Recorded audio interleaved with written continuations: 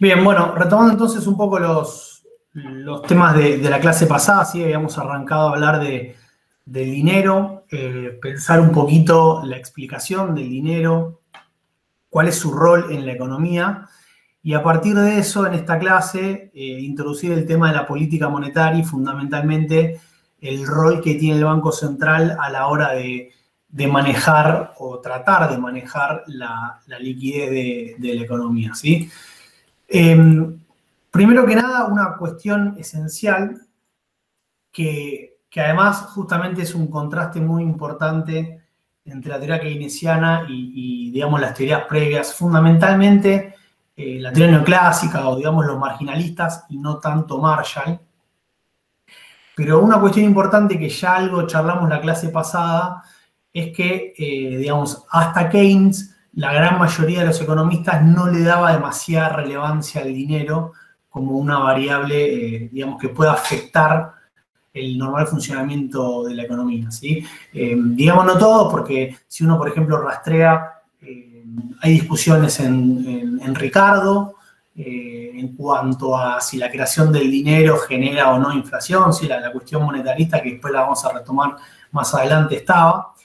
Pero el punto principal es que la lógica de todos estos autores era básicamente pensar la economía como una economía de trueque, donde lo que las personas intercambiaban eran bienes entre sí, y que simplemente, podríamos decir, arriba de eso se introducía el dinero, que simplemente lo único que hacía era, de alguna manera, determinar el nivel de los precios, ¿sí? Como que, digamos, el valor de las cosas, las relaciones de intercambio, se dan por medio de justamente el valor de cada uno de esos bienes y las relaciones de intercambio que se dan a la hora de realizar el trueque, y que simplemente lo único que hace el dinero es, digamos, cambiar la unidad de cuenta, asignar todos esos valores en términos del precio del dinero, y que si los precios después aumentaban, justamente cuando leemos después de inflación, era simplemente porque justamente el numerario estaba perdiendo valor, pero no había, digamos, un análisis mucho más profundo en términos de si la expansión en la cantidad de dinero podía llegar a tener algún, digamos, determinar de alguna manera las cantidades y el rol de la producción, ¿sí? Entonces, como les decía, bueno, Keynes como que rompe un poco con esto, ya también, digamos, Marx antes lo había destacado, ¿sí? Pero bueno, en Keynes hay claramente un tratamiento muy importante de todo lo que es la cuestión de la liquidez de la economía, de todo lo que es también las cuestiones vinculadas con la demanda del dinero, ¿no? ¿Por qué la gente querría demandar dinero y por qué no querría demandarlo? ¿Sí? ¿Cuáles son los factores que están por ahí por detrás? Y una cuestión que es sumamente importante y que ya algo de esto también charlamos cuando hablamos de digamos, la diferencia entre ahorro, inversión y pensar inversión como, digamos, un exceso de producción que no era consumido, y toda esta discusión acerca de la causalidad, ¿no? de si el ahorro determinaba la inversión, y bueno, que en realidad evidentemente no era así, sino que partíamos de las decisiones de inversión y de producción de las empresas, y que eso después generaba los ingresos y finalmente el ahorro, ¿sí? Ahora, justamente esas decisiones de inversión y de producción de las empresas, para poder ser llevadas a cabo, lo que sí requieren es financiamiento previo, ¿sí? Entonces, acá es donde va a aparecer una cuestión fundamental del dinero y en particular, digamos, de lo que es la liquidez de las economías, que es que el dinero funciona como mecanismo, digamos, inicial para financiar las decisiones de producción y de inversión de las empresas, tal que después eso provoque en la economía un aumento de la producción y obviamente eso lleve después a un incremento en el ahorro, ¿sí? Pero por eso es que el tema del dinero vamos a ver que es fundamental y que obviamente puede afectar las decisiones de producción, ¿sí? O sea, justamente después, insisto, no quiero tampoco irme tanto por las ramas porque lo vamos a ver después, pero justamente la presunción que está por detrás de la teoría cuantitativa del dinero, es decir, que el aumento en la cantidad de dinero automáticamente lleva a un aumento en los precios es que justamente el nivel de actividad está dado, ¿sí? Es decir, que el aumento en la cantidad de dinero no tiene impacto en la actividad económica. En algunos economistas podemos decir que por lo menos reconocen que hay un impacto en el corto plazo, es decir, que un aumento en la cantidad de liquidez en el corto plazo sí tiene un impacto en la actividad económica, pero la gran mayoría, por lo menos de lo que es la teoría dominante, rechaza la idea de que en el largo plazo la política monetaria o el incremento en la liquidez pueda tener un impacto en la producción y por lo tanto todo ese impacto debería trasladarse a los precios, ¿sí? Entonces de esa manera tendríamos una relación bastante estrecha entre cantidad de dinero y nivel de los precios, ¿sí? Pero bueno, entonces le decía, la clase principalmente de hoy va a ser una clase un poquito más, por así decirlo, técnica. Nos vamos a alejar un poco de lo que es la visión de Keynes para ir directamente a entender cómo funciona la economía. Y justamente el objetivo es entender la política monetaria, ¿sí? Vamos a ver que el rol principal que tiene la política monetaria es el de administrar esta liquidez. Vamos a ir viendo después cómo es que eso lo hace, pero justamente la idea de administrar la liquidez es porque tanto un aumento muy importante, muy fuerte, ¿no? Muy repentino de liquidez puede traer problemas en la economía. Esto también, insisto, lo vamos a ver y nos va a quedar más en claro la clase que viene y la próxima cuando hablemos de inflación y también cuando hablemos de tipo de cambio. Porque justamente los problemas que pueden traer un aumento muy importante de liquidez que no son correspondidos por un aumento en la producción es que esa liquidez se vaya, por ejemplo, a la compra de dólares, que eso genere una devaluación y que de ahí genere un aumento en los precios, ¿sí? Pero también, digamos, la falta de liquidez también genera problemas. Porque si, por ejemplo, los bancos no tienen la liquidez suficiente, sabemos que eso puede generar una corrida bancaria. Si las empresas no tienen la liquidez suficiente, sabemos que eso puede generar una restricción y que no les permita llevar a cabo sus decisiones de ampliación de capacidad productiva e incluso sus decisiones de aumentar la producción, ¿sí? Entonces, como que la idea del Banco Central es monitorear la liquidez y tratar de justamente acomodarla a lo que le parezca la cantidad adecuada, podríamos decir ni mucho ni poquito, ¿no? Un nivel adecuado que sea, digamos, compatible con el comportamiento de la actividad económica, ¿sí? Ahora bien, ¿cómo es que el Banco Central hace esto? O, digamos, ¿cómo es que el Banco Central se da cuenta si hay más liquidez de la que debería o si hay menos liquidez de la que debería? Bueno, para eso hay que tener en cuenta varias cuestiones. La primera es, hay que entender cómo se comporta la demanda de dinero, ¿sí? Acá justamente lo vamos a pensar en términos agregados, es decir, a nivel macroeconómico, pero en muchos casos vamos a ver que no es muy distinta la lógica de una persona individual de lo que sucede a nivel agregado, ¿sí? Independientemente de que hay algunas instituciones que pueden generar diferencias, pero acá básicamente lo primero que tiene que el Banco Central darse cuenta es tratar de ver y de entender cómo se comporta la demanda de dinero, justamente para ver si es que la liquidez de la economía está aumentando, porque está aumentando la demanda de dinero, ¿sí? Digamos, la economía requiere o demanda más dinero, será lógico que aumente la liquidez. Ahora, si eso no sucede, bueno, ahí tendríamos un primer problema, ¿sí? Pero entonces, primero que nada, hay que entender cómo se comporta esa demanda. Después, digamos, o como contrapartida a eso, también hay que entender cómo se lleva a cabo el proceso de creación de dinero, ¿sí? Cómo es que se crea el dinero y cómo se inyecta el dinero en la economía. Porque, de nuevo, lo que el Banco Central va a ver es que puede haber problemas por dos lados. Puede haber problemas por el lado de la demanda, pero también puede haber problemas por el lado de la creación. Es decir, que también puede estar sucediendo que se esté creando más dinero del que el Banco Central crea que sea el adecuado, ¿sí? Entonces, como que el Banco Central va a estar mirando todo el tiempo estas dos cosas y justamente en función de si le parece que hay mucho dinero o poco dinero, en función de si el problema le parece que está en la demanda o si está en la creación, bueno, ahí va a llevar a cabo diferentes políticas para regular ambas cuestiones y tratar de acomodar la liquidez de la economía al nivel que le parezca el adecuado, ¿sí? Bien, de todo, era justamente lo que decíamos recién. Entonces, pasemos primero que nada a entender la demanda de dinero, ¿sí? Y una primera aclaración es entender la diferencia entre dinero como medio de pago y como activo. ¿Por qué decimos esto? Bueno, porque si uno piensa, ¿no? Lo primero que diría es, bueno, pero mi demanda de dinero es infinito, ¿no? Yo querría tener todo el dinero que pueda. Bueno, está bien, pero acá, digamos, lo que tenemos que entender es que cuando estamos hablando de demanda de dinero, lo que nosotros estamos pensando es de toda la riqueza que nosotros tenemos, qué porcentaje queremos mantener como dinero efectivo y qué porcentaje queremos nosotros, por ejemplo, tener en términos de otros activos. ¿Sí? Como decir, bueno, mira, yo hoy tengo, no sé, en mi cuenta 20.000 pesos, ¿no? Bueno, la pregunta es, esos 20.000 pesos, ¿cómo los quiero tener?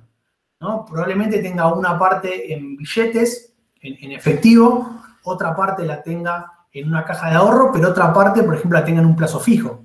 ¿Sí? Entonces, acá la pregunta principal, nosotros podríamos decir, es acerca de la demanda de dinero que queremos tener para motivos transaccionales, ¿sí?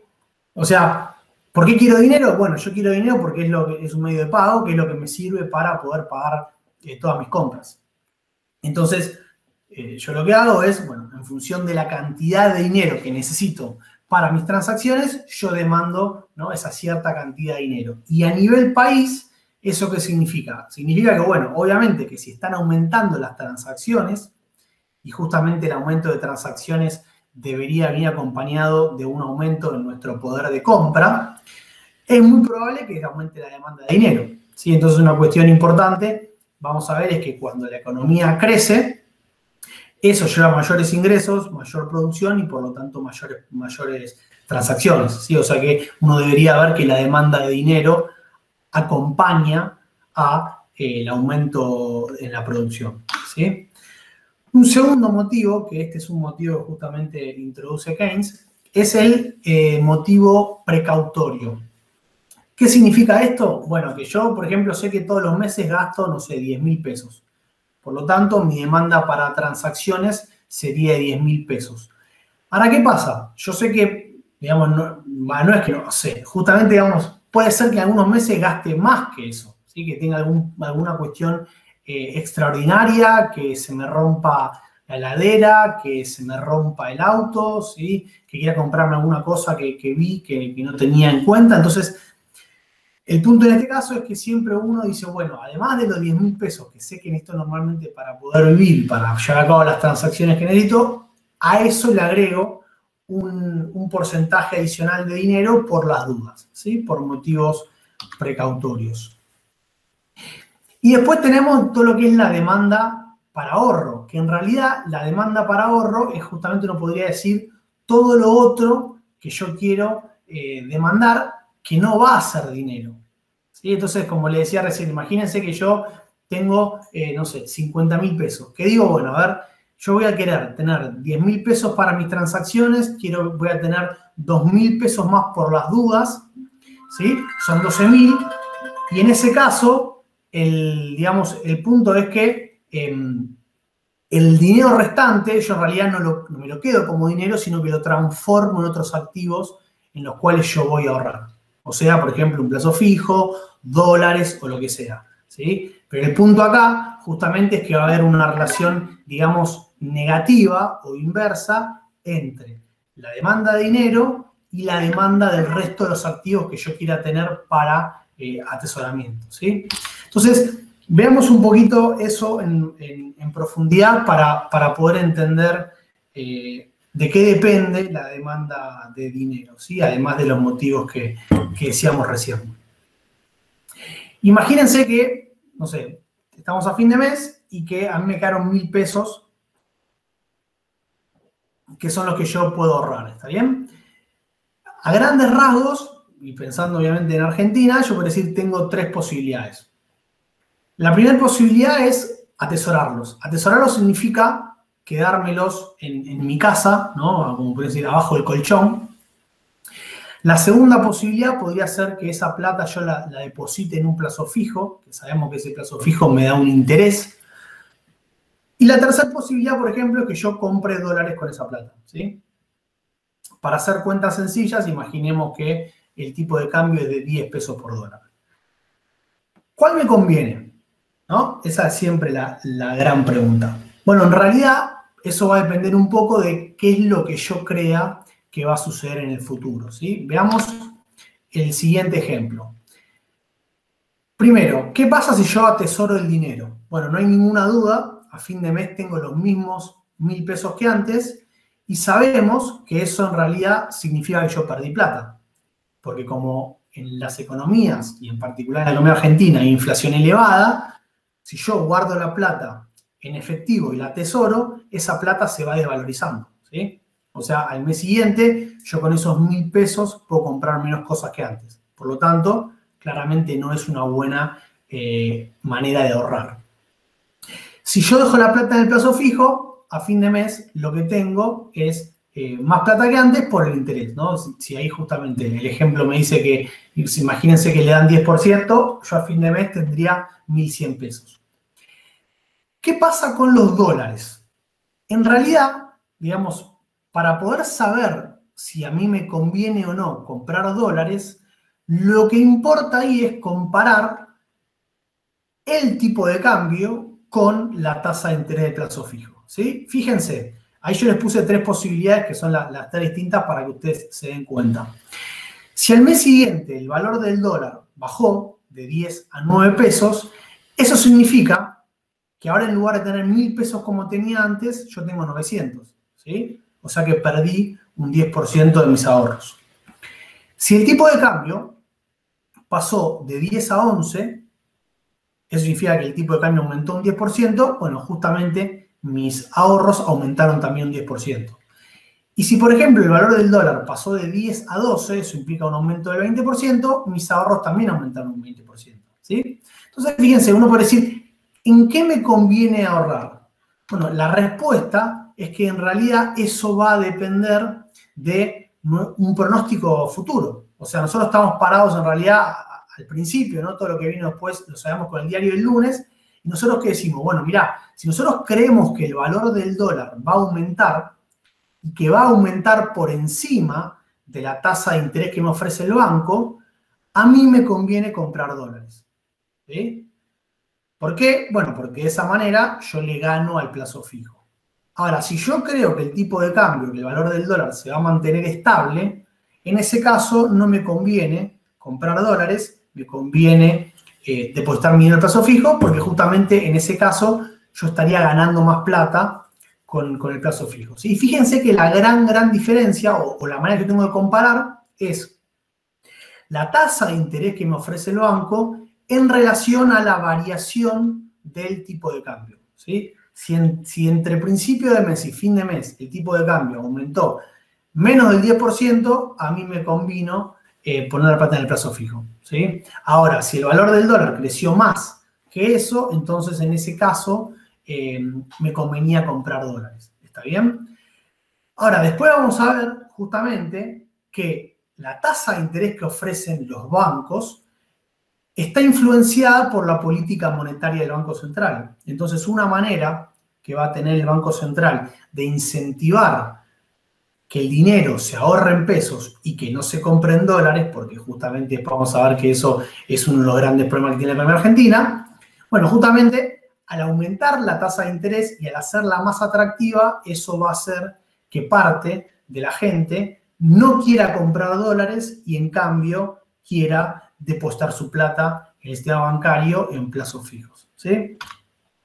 Entonces, dos cuestiones que son importantes de lo que acabamos de decir. La primera es que la demanda de dinero va a estar influenciada negativamente por la tasa de interés. ¿Qué significa esto?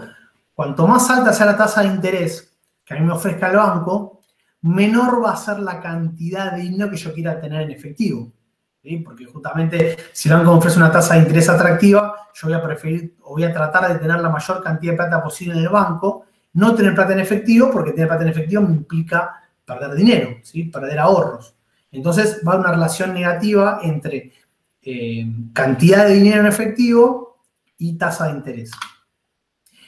Y la otra, que justamente es la que decíamos recién, también la cantidad de dinero en la economía va a estar influenciada negativamente por la tasa de devaluación esperada, ¿sí? ¿Qué significa esto? Que cuanto más alto, ¿no?, yo espere que sea el tipo de cambio en el futuro, menor va a ser mi cantidad de dinero actual. ¿Por qué? Porque yo digo, mirá, el tipo de cambio va a subir mucho en el que viene, trato de comprar la mayor cantidad de dólares posibles hoy. Y justamente lo que estoy haciendo es desprenderme de los pesos, ¿sí? Así que vamos a ver que hay una relación negativa entre dinero, tasa de interés y aumento esperado del dólar, ¿está bien? Entonces, pasemos ahora, digamos, ya con eso estamos más o menos cubriendo lo que es el comportamiento de la demanda del dinero. Pasemos ahora a ver cómo se crea dinero en la economía, ¿sí? Y acá una cuestión semántica, pero que para mí es importante, siempre nosotros vamos a hablar de inyectar dinero, ¿no? Como cuando los bancos, cuando el Banco Central, después vamos a ver, o cuando el gobierno crea dinero, lo que está haciendo es inyectar dinero en la economía. Y después vamos a ver que también el Banco Central lo que puede hacer es absorber dinero en la economía, ¿sí? Que sería sacar. Pero justamente el tema es que cuando se crea dinero se está inyectando dinero en la economía, cuando el Banco Central después hace algunas cosas con la política monetaria, lo que está haciendo es absorberlo, ¿sí? Y la primera, digamos, la primera institución que vamos a ver, que es una de las principales creadoras de dinero en la economía, son los bancos, ¿está bien? Y la primera cuestión es que muchas veces uno cree que el banco es algo bastante complejo, ¿no?, de entender el funcionamiento de un banco, pero la realidad es que es bastante sencillo. O sea, el banco básicamente tiene la misma lógica que cualquier comerciante, que lo que dice es, trato de comprar barato y vender caro, ¿sí? ¿Qué significa esto? Que lo que el banco trata de hacer es captar depósitos, es decir, captar el dinero de la persona para que lo depositen en su banco, y para eso lo que va a hacer es ofrecer una tasa de interés, ¿sí? No, voy a ofrecer, como si yo soy el banco, voy a ofrecer una tasa de interés para tratar de que ustedes, que son las personas con su dinero, lo depositen en mi banco.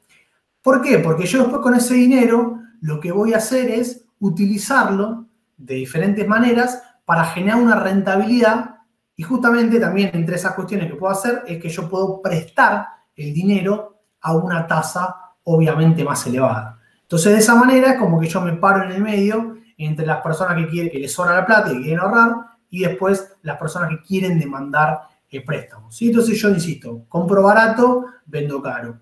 La tasa pasiva es la que yo ofrezco por los depósitos a la vista, como se le conoce, para que la gente deposite el dinero. Las tasas activas son las que yo cobro para prestar plata, ¿sí? Si yo absorbo dinero de alguna manera a través de los depósitos y pago una tasa del 10% y después ese mismo dinero lo presto a una tasa del 20%, bueno, esa diferencia en el interés es mi rentabilidad, ¿sí? Por lo tanto, cuanto más bajo yo cobre la tasa pasiva y cuanto más alto pueda colocar la tasa activa, es decir, cuanto más alto pueda colocar esos préstamos, mayor va a ser mi margen de ganancia, ¿sí? Ahora bien, ¿cómo es que los bancos crean dinero? Y acá, para esto, vamos a utilizar lo que se conoce como hojas de balance, ¿sí? Vamos a hablar un poquito en términos contables. Ya algo de esto lo hemos visto anteriormente, pero bueno, acá va a ser muy necesario porque es la manera más intuitiva y esquemática que uno tiene para entender cómo es que se crea el dinero, ¿sí? Repasamos rápidamente. Recuerden que en una hoja de balance tenemos por un lado los activos y por otro lado los pasivos. Y si nos olvidamos del tema de la creación de la riqueza neta o del patrimonio, estos tienen que balancearse, ¿sí? O sea, la cantidad de activos que tiene un banco tienen que ser exactamente idénticos a la cantidad de los pasivos. Y si, por ejemplo, se reduce un pasivo, automáticamente tiene que reducirse un activo, ¿sí? Pero no puede haber en ningún momento un desbalance entre lo que suceda entre pasivo y activo. ¿Cuáles son los principales pasivos de un banco? Bueno, justamente los principales pasivos, que vendría a ser su deuda, son los depósitos, ¿no? La gente deposita plata, esa plata es de la gente, por lo tanto para el banco es una deuda que tiene con sus clientes, o sea que son sus pasivos. Pero por otro lado, y ahora después lo vamos a ver mejor, esa plata después el Banco Central, el Banco Comercial, los bancos privados, la utilizan para generar rentabilidad, ¿sí? Entonces vamos a ver que la lógica que tiene el banco con ese dinero es utilizar una parte para prestarla y para generar rentabilidad, y una parte la va a tener siempre en efectivo, porque justamente todos los días las personas van y retiran una cierta cantidad de plata. Piensen que no retiran todo, si nadie retira toda su plata, pero todos los meses uno va sacando cierta cantidad de plata para utilizar. Por lo tanto, el banco sabe más o menos cuánta plata es la que tiene que mantener en sus cuentas, y ese es el dinero que tiene efectivo, ¿sí? Además de eso, también vamos a ver que gran parte del dinero se maneja hoy en día de manera electrónica. Es decir, si yo quiero comprar algo, uso mi tarjeta de débito, y cuando yo pago, se saca la plata de mi cuenta bancaria y se le acredita en la cuenta bancaria del comercio. Ahora, fíjense que en ningún momento utilicé efectivo, o sea que no es que tuve que sacar el dinero, como decíamos en la clase pasada, pagarle al comerciante, ¿no? Entonces, el dinero electrónico lo que permite es que las transacciones entre los bancos se realicen sin que tenga que ser necesario el dinero en efectivo. Y justamente estas reservas que aparecen acá, no confundir con las reservas internacionales del Banco Central, son las reservas bancarias. Las reservas bancarias es el dinero electrónico que los bancos también mantienen, ¿no? Como decir, por las dudas, para realizar transacciones entre los bancos. Y cada vez que una persona, en lugar de sacar plata en efectivo y gastarla, lo que hace es pagar con su tarjeta de débito, bueno, los bancos al final del día lo que hacen es balancear todas esas transacciones, y para eso utilizan las reservas, que son dinero electrónico, ¿sí? No hace falta que tengan efectivo. Y como decíamos recién, toda la parte restante es la parte que les queda para monetizar, para rentabilizar. Y acá, para hacer el ejemplo sencillo, decimos que lo único que los bancos van a hacer con ese dinero es prestarlo, ¿sí? Ahora bien, ¿cómo es que se crea el dinero secundario? ¿Sí? Creación del dinero secundario se le llama justamente porque los bancos tienen capacidad de crear dinero, pero solamente pueden crear dinero electrónico. ¿Sí? Los bancos no pueden crear dinero en efectivo. El único que tiene la capacidad de crear dinero en efectivo es el Banco Central, y eso después lo vamos a ver que se llama creación primaria, ¿sí? Pero sabemos que el dinero electrónico es dinero, y justamente los bancos tienen la capacidad de crearlo, ¿sí? ¿Cómo lo crean? De manera bastante sencilla.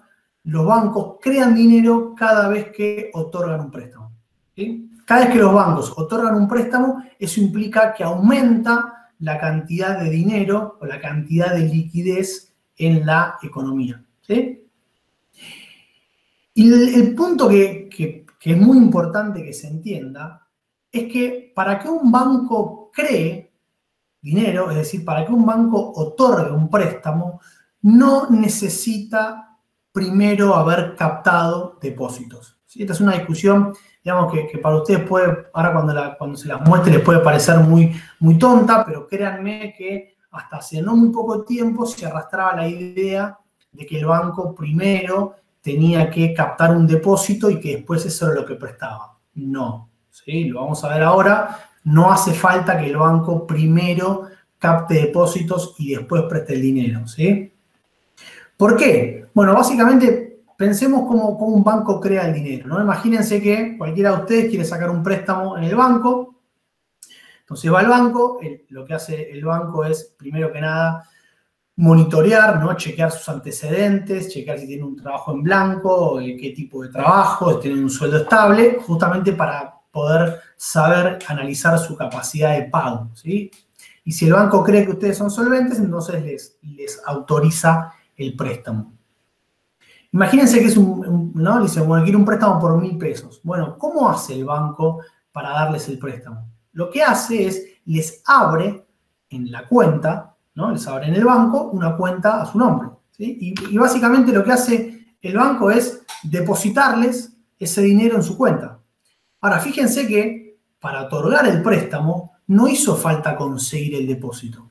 Automáticamente, cuando un banco otorga un préstamo, está creando un depósito por la misma cantidad de dinero, ¿sí?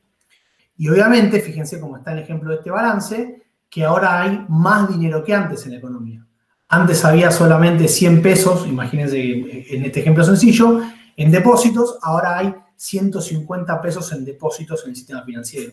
Por lo tanto, aumentó la cantidad de dinero. Y de nuevo, fíjense que el banco individual, ¿no? Ahí para poder dar ese préstamo, lo que hizo fue depositar ese préstamo en la cuenta y por lo tanto se respeta el balance que hablábamos antes, ¿sí?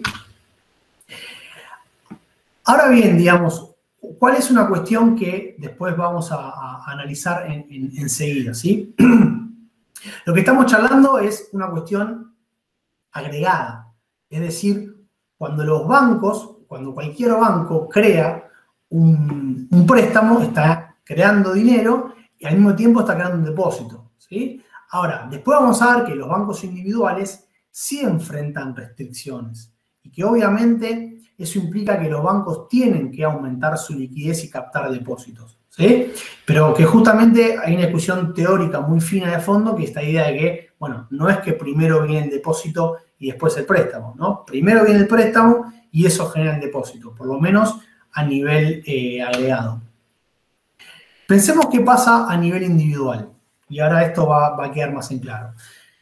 Ahora, en lugar de mirarlos desde el punto de vista de un banco o desde el punto de vista del sistema financiero en su totalidad, pensemos en términos de dos bancos. Abajo tenemos para cada banco su hoja de balance. Y lo que tenemos arriba es el ejemplo de una persona que quiere comprar una casa y una persona que quiere venderla, ¿sí? También con sus respectivas hojas de balances. ¿Cómo hace la persona que quiere comprar la casa? Bueno, lo que hace justamente es pedir un préstamo en su banco, ¿sí? Fíjense, en el segundo paso, comparen con el primero, lo que hace el banco es le otorga ese préstamo al otorgárselo le crea un depósito, o sea que justamente ahora tenemos más dinero que antes, y obviamente que lo que hace después el comprador es agarrar ese dinero, dárselo al vendedor, que recibe una casa, obviamente que el vendedor lo que hace es depositar ese dinero en su banco, ¿sí?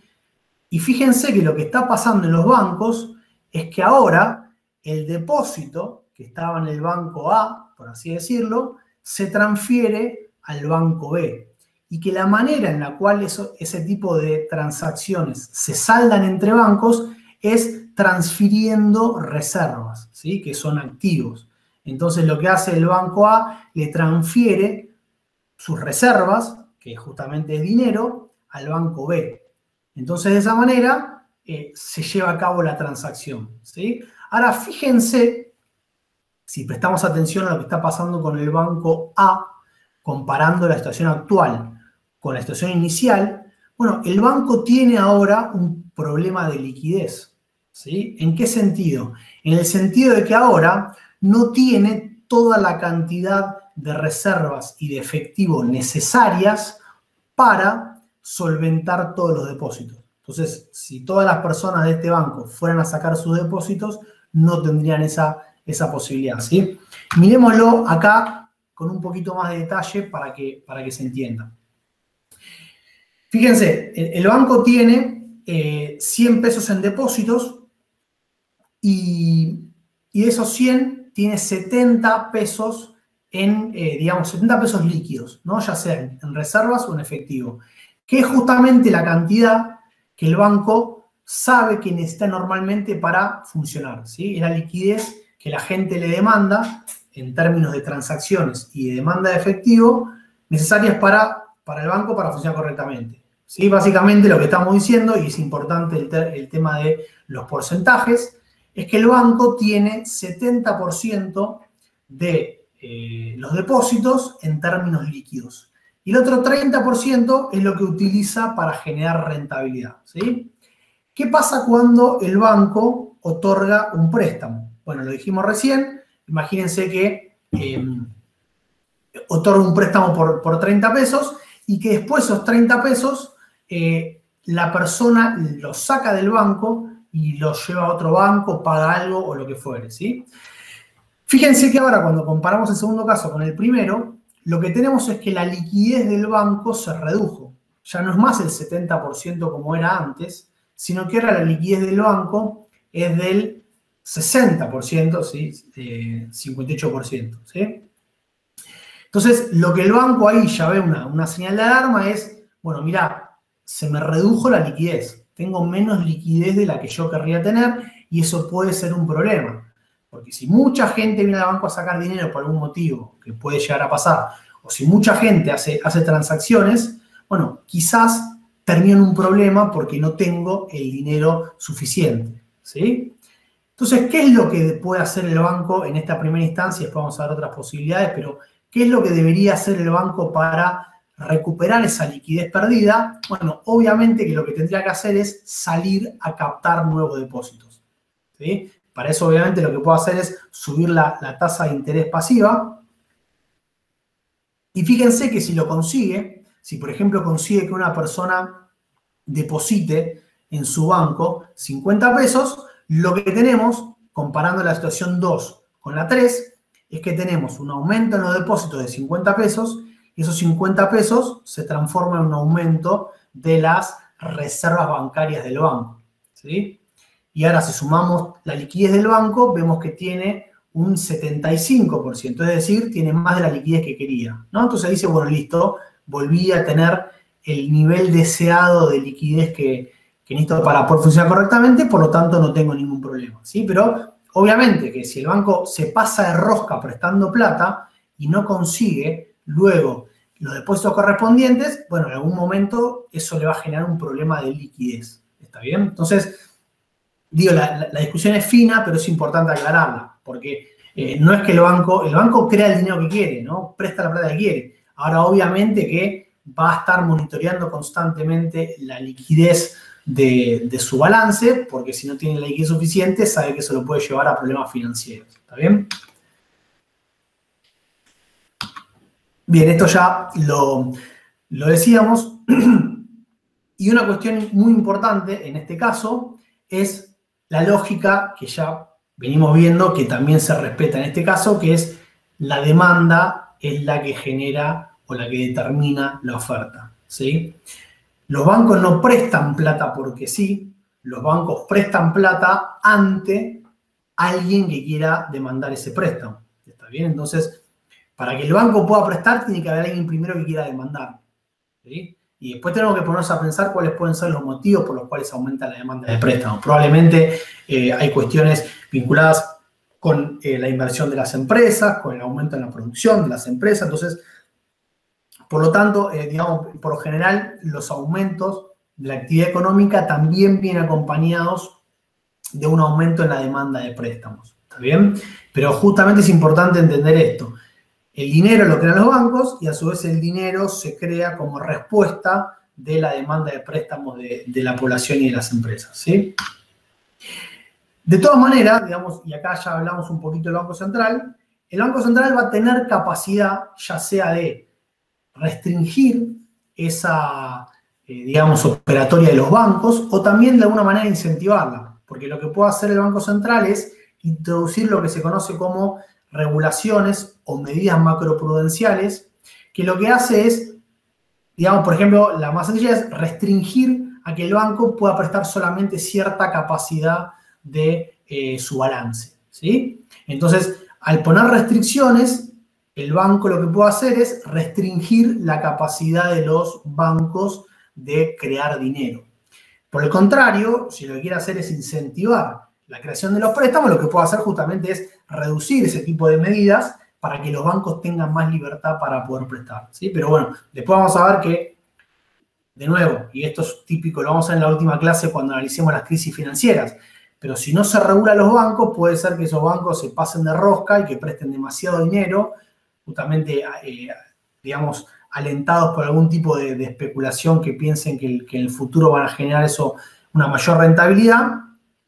y que eso después genere una crisis bancaria, ¿sí? Entonces, por eso es que el Banco Central regula los bancos en términos de la capacidad que tienen para prestar, ¿sí? Entonces, pasemos ahora a la creación primaria del dinero, que en este caso lo que vamos a ver es que igual también tiene que ver con los bancos, porque recuerden que la interacción principal que tienen las personas y las empresas es con los bancos privados, ¿sí? El Banco Central interactúa prácticamente solo con los bancos comerciales y no tiene interacción directa ni con nosotros ni con las empresas. Entonces, van a estar los bancos en el medio, pero ahora justamente lo que nosotros queremos ver es cómo se crea el dinero en efectivo, ¿no? La creación primaria. Entonces, de vuelta, pensando en términos de hoja de balance, tenemos al público, tenemos a los bancos y ahora aparece el Banco Central, ¿sí? Entonces, de nuevo, vayamos por pasos. Imaginemos que las personas quieren aumentar el dinero que tienen en efectivo, ¿no? Y para eso lo que hacen es recurrir al banco a pedir un préstamo. Entonces, ¿qué hace el banco? Le da ese préstamo y recuerden, cuando le da el préstamo, lo que hace es depositar ese dinero en su banco y por lo tanto, siempre en este caso estamos respetando el balance, las identidades de los balances contables, ¿sí? Ahora, imagínense que la persona ni bien recibe ese depósito, lo que hace es lo saca porque lo quiere tener en efectivo. Justamente fíjense que el dinero, el público lo quiere tener en efectivo y no en términos de depósito. El banco, como decíamos recién, no hay ningún problema. Lo que hace entonces es que desaparece ese depósito, ¿sí? Ya no hay más depósito. Pero lo que pasó es que el banco ahora tiene menos dinero en efectivo, porque justamente lo que hizo la persona fue retirar ese dinero en efectivo. Entonces, la pregunta es, ¿cómo puede hacer el banco para recuperar ese dinero? Ya vimos que una posibilidad podía ser la del tema de los depósitos, pero acá estamos pensando en términos de dinero efectivo. El banco comercial, si toma depósitos, no genera dinero en efectivo, ¿sí? La única posibilidad que tiene en este caso es la de recurrir al Banco Central. ¿Está bien?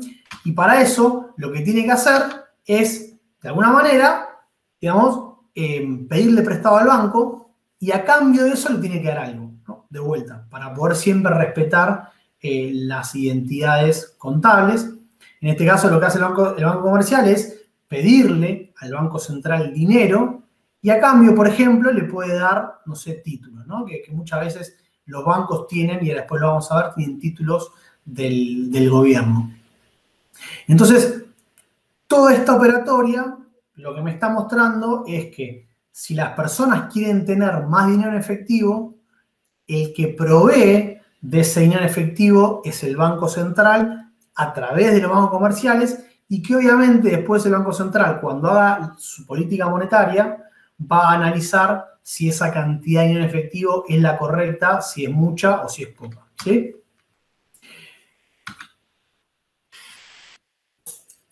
La otra manera que sobre todo en Argentina, y en la actualidad es bastante importante, es que el gobierno puede crear dinero, ¿sí? A ver, en realidad, el que crea dinero siempre es el Banco Central, pero si el gobierno gasta más de lo que recauda, eso genera un déficit fiscal, ¿sí? Y ese déficit fiscal tiene que ser de alguna manera financiado. Una posibilidad, esto también después lo vamos a analizar más adelante, una posibilidad puede ser que el gobierno coloque deuda, ¿no? Y que financie ese déficit fiscal con el sector privado, con las familias, ¿no? Crea un bono, ese bono se lo da a la familia, esa deuda, que a cambio recibe el dinero. Pero otra posibilidad muy utilizada es que el gobierno directamente le pida al Banco Central la cantidad de plata que necesita para financiar ese déficit. No sé, imaginemos que el gobierno recaudó 900 pesos y decidió gastar 1000. ¿Sí? O sea, tiene un déficit fiscal de 100 pesos que de alguna manera los tiene que financiar. Entonces, lo que puede hacer es decirle al Banco Central, che, dame vos los 100 pesos, ¿no? Obviamente son parte del mismo Estado, por lo tanto, el Banco Central decide asistir al gobierno, ¿sí? Y fíjense, de nuevo, con la operatoria que hablábamos recién, la lógica es la misma.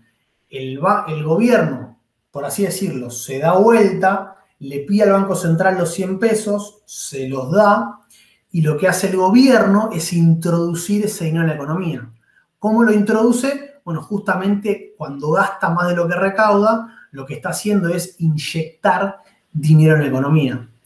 En cambio, si estaría recaudando más de lo que está gastando, estaría absorbiendo dinero en la economía, ¿sí? Entonces, el déficit fiscal es un factor importante de creación de dinero. Y acá también lo pueden vincular con lo que habíamos visto en la clase de Kalecki del tema de los beneficios, ¿sí? Porque justamente cuando cuando el gobierno incurre en un déficit, lo que está haciendo no es solamente inyectar dinero, sino también inyectar demanda agregada, porque está gastando, o sea que está inyectando más de lo que está recaudando. Recuerden que también cuando recauda lo que hace es sacar demanda de la economía, ¿sí? Entonces, acá se ve muy clarito que muchas veces inyección de dinero e inyección de demanda pueden ir de la mano, ¿está bien? O sea que hay que tener en cuenta que el gobierno también puede ser otra fuente importante de creación primaria del dinero. Ahora bien, ¿cómo todo esto se conjuga con el tema de la política monetaria? Bueno, justamente después de todo este proceso, lo que va a pasar es que la cantidad de dinero en la economía puede aumentar o puede reducirse, ¿sí? Básicamente lo que estamos diciendo es, si aumenta mucho la creación del dinero o si, por ejemplo, se reduce la demanda de dinero, bueno, esos factores van a hacer que haya mucha liquidez en la economía. Entonces el Banco Central lo que va a hacer es analizar justamente cómo está la demanda de dinero, cómo está la creación de dinero, y en función de eso va a llevar a cabo la política monetaria. Que básicamente esa política monetaria lo que hace es, si falta dinero, incentivar para que se inyecte dinero, si sobra dinero, hacer una política, como se conoce, contractiva, para absorber ese dinero y sacarlo de la economía, ¿sí? ¿Cuál es la principal herramienta que tiene en la actualidad el Banco Central? Bueno, el manejo de las tasas de interés. Esto, digámoslo, después lo vamos a ver en detalle, pero básicamente lo que hace el Banco Central, como dijimos recién, cuando el Banco Central le presta a los bancos, ¿no? Digamos, la interacción principal que tiene el Banco Central es con los bancos comerciales. Entonces, todo el tiempo, los bancos comerciales pueden tener un excedente de dinero o les puede estar faltando. Entonces, cuando les sobra dinero, lo que hacen es, se lo colocan al Banco Central, que a cambio lo que les da es una tasa de interés, ¿sí? Una remuneración por ese dinero excedente. En cambio, si a los bancos les falta dinero, lo que hacen es pedírselo prestado al Banco Central, que justamente en este caso les cobra un interés para prestárselo, ¿sí? Y justamente esas dos operaciones se llaman pase activo y pase pasivo, ¿sí? Insisto, entonces estas van a ser las dos tasas de interés, la tasa de pase pasivo y la tasa de pase activo van a ser las dos tasas de interés que utiliza el Banco Central para llevar a cabo su política monetaria. ¿Por qué? Bueno, justamente porque lo que el Banco Central va a hacer es, por medio de la modificación de estas tasas, va a influir mucho en la tasa interbancaria, que es la tasa a la que se prestan los bancos y a su vez la tasa que pone el piso de la tasa que cobran los bancos a las personas, es decir, las tasas pasivas, y de las tasas activas, ¿sí? Entonces, básicamente el punto acá, y no quiero marearlos con esta cuestión, ahora después lo vamos a ver más en detalle, pero lo que el Banco Central va a hacer, o sea, la política monetaria a nivel general, funciona de la siguiente manera. Si el Banco Central quiere absorber liquidez de la economía, lo que va a hacer es aumentar tanto la tasa de pases pasivos como la tasa de pases activos, ¿sí? En ese caso, eso va a llevar a que la tasa interbancaria también aumente. Y por lo tanto, eso también va a llevar a que aumente la tasa pasiva de los bancos y la tasa activa de los bancos. ¿Qué significa esto? Significa que el banco va a ofrecer una tasa mejor para los depósitos y también que va a cobrar una tasa más alta para los préstamos. ¿Está bien? Ahora, pensemos qué pasa en ese caso con la liquidez de la economía, con la cantidad de dinero. Si el banco comercial ofrece mejores tasas para los depósitos, eso hace que la gente, digamos, deje su dinero en el banco, ¿sí? O sea que se está absorbiendo dinero de la economía. Y por otro lado, si el banco aumenta la tasa que cobra los préstamos, eso reduce la demanda de préstamos y por lo tanto también reduce la creación del dinero. Entonces fíjense que cuando lo que decimos es, cuando el Banco Central decide subir las tasas de interés, lo que está buscando es absorber dinero de la economía. Y lo hace a través de dos mecanismos. Lo hace porque aumentan los depósitos y también lo hace porque se reducen los préstamos, ¿sí? Siempre todo esto a través de los bancos comerciales. Lo que hace el Banco Central es influir en las tasas de los bancos comerciales y a su vez eso tiene un impacto en los depósitos y en los préstamos de las personas. De manera contraria, si lo que quiere hacer el banco es inyectar, digamos, liquidez, expandir la liquidez de la economía, lo que hace es bajar las tasas de pases pasivos y la tasa de pases activos y de esa manera eso incentivaría, por un lado, que las personas tengan más dinero en efectivo y que no tengan la plata en plazos fijos y por otro incentivaría la, digamos, creación de préstamos porque al bajar las tasas la gente y las empresas estarían dispuestas a demandar una mayor cantidad de préstamos, ¿sí? Pero digamos, de vuelta, ambos elementos funcionan a favor de la inyección de dinero, ¿sí? Entonces, subir tasas es una política contractiva porque lo que hacemos es sacar dinero de la economía y justamente cuando sacamos dinero de la economía lo que estamos haciendo es, de alguna manera, reduciendo la actividad económica y obviamente reduciendo la liquidez de la economía. Y en cambio, cuando el Banco Central hace una política expansiva, lo que está haciendo es bajar las tasas de interés y eso tiene un impacto positivo en la actividad económica y también tiene un impacto positivo en la liquidez, ¿sí? Acá justamente en este gráfico tienen lo que les decía recién. Fíjense que la tasa, la línea negra y la línea negra punteada son las dos tasas del Banco Central y a eso justamente se le llama corredor de tasas porque lo que hace el Banco Central es definir ese corredor y adentro de ese corredor se encuentran las tasas de los bancos, las tasas interbancarias, ¿sí? Entonces fíjense que, por ejemplo, en marzo de 2016 lo que hizo el Banco Central fue aumentar las tasas, por lo tanto, digamos, elevó el corredor hacia arriba y fíjense cómo las tasas interbancarias respondieron también de la misma manera. Y entonces, justamente de esta manera, lo que hace el Banco Central es ir acomodando la liquidez, ¿sí? Después, por ejemplo, para mediados de junio de 2016, bueno, por algún motivo creía que era conveniente expandir la liquidez y por lo tanto redujo las tasas de pase activo y pase pasivo y por lo tanto eso llevó también a que las tasas interbancarias se redujeran, ¿sí? Entonces, de esta manera es como lleva a cabo la política monetaria. Y acá el otro punto que quiero recalcar es justamente lo que marcaba recién del tema de la creación a través del dinero por el lado del gobierno, ¿sí?